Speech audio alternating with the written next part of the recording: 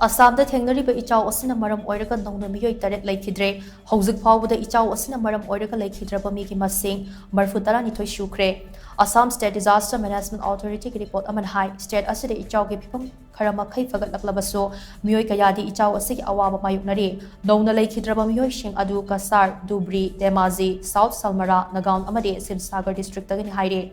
Echao Asina Maram Oiraga Assam ki district kuntarukta laiba Meeoi lakh tara taret ka lising tara taret ka chamangaga marfutara mapan rom awafamda tare.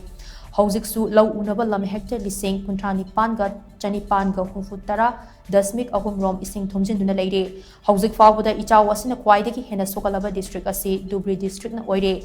District asigi Meeoi lakh ahum ka lising yangkai mari rom Echao Asina awaba tare.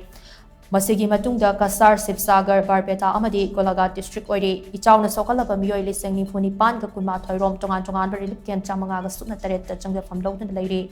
Amadi Meeoi lakh amaga lising mariga chatru ka yangkai manga rom na lengak amasung miyam na mating panglak pari material singi mapal tang dun hingnare.